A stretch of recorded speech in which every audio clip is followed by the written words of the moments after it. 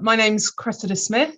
I live in Shropshire in the UK and work at Harper Adams University.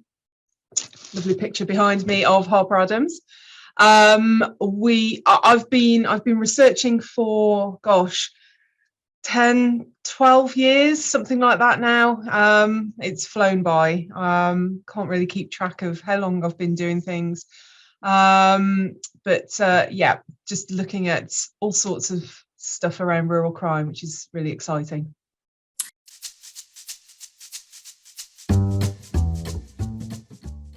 So I've just finished binge watching the second season of The Witcher, which I'm a little bit depressed about because I've got no more episodes to watch, so I've got to find something else now. But there's always plenty out there, isn't there, to catch the attention. Also, I've just finished reading a book by a local author. She's historically done romantic fiction, but she's recently switched to crime fiction. So I've just finished her fourth book. So enjoying those, waiting for the next one to come out. What else am I doing? I read something really interesting a few weeks back. It's a book called The Gray Rhino. Can't think of the author. I've got it on my bookshelf somewhere. But it was a really interesting concept that I hadn't really considered before. But I think it's really quite apt to farm crime and rural crime, particularly from sort of where I started with farm crime prevention. And the fact that, farmers kind of know that this is an issue, but they don't tend to do very much to prevent it, even though you've got this grey rhino of farm crime on the horizon that's heading towards you very quickly. So yeah, that was a really interesting read.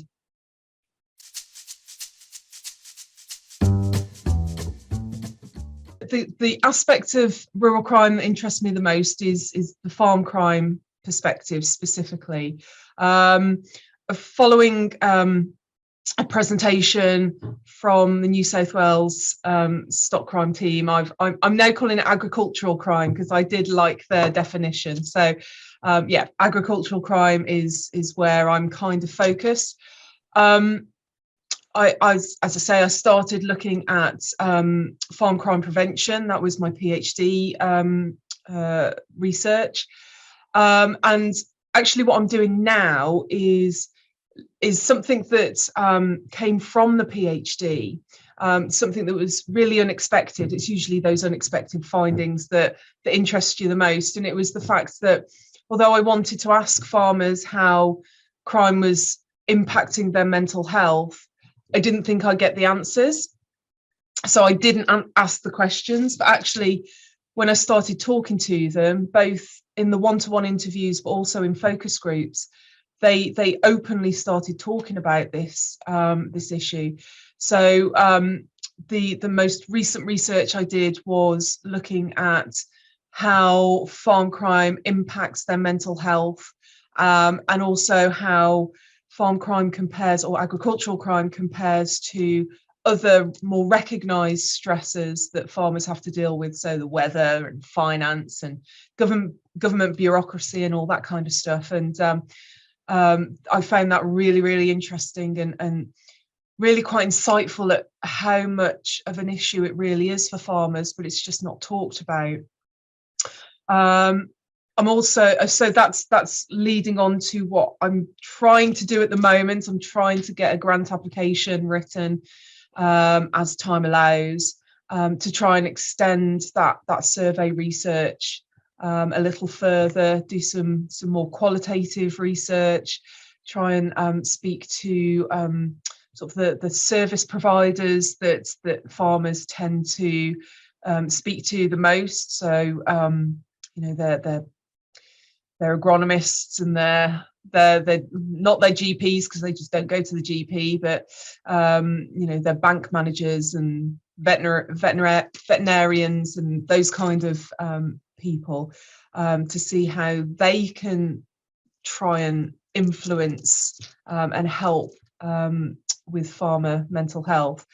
So that's something on the horizon. I'm also involved with a research group that are very much looking at modern slavery across the UK, and we've got a grant application going in imminently, I think at some point today, looking at the impact of new UK legislation on the levels and levels of slavery and forced labour within agriculture in the UK. So got fingers crossed for that.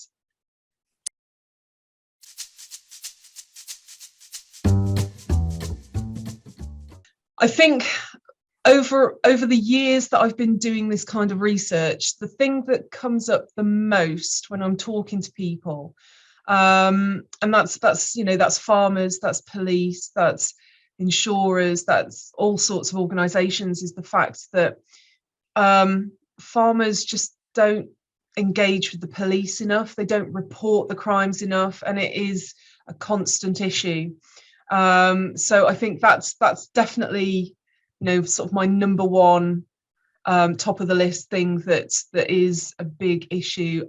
I mean, it is in the UK. I'm sure it is in other countries.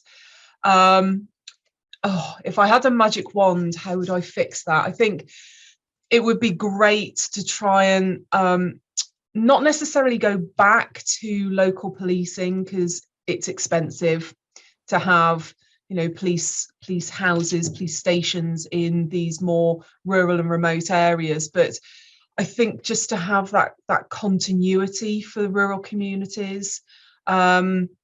There's several police forces in the UK that do have dedicated rural crime teams, which is great. It's a great step forward. But even with those forces, it's that continuity of who they can contact, who farmers can contact. You know, it wasn't that long ago where a farmer would have the mobile number of their rural police officer, and they could just ring them up directly. And it doesn't seem to be very much as evident nowadays, which is a bit sad. So I think if I had a magic wand, that would probably be my first wish, if you like, to try and reinstate these really stable, dedicated rural crime teams across the board, across all police forces, to try and, you know, make those connections again.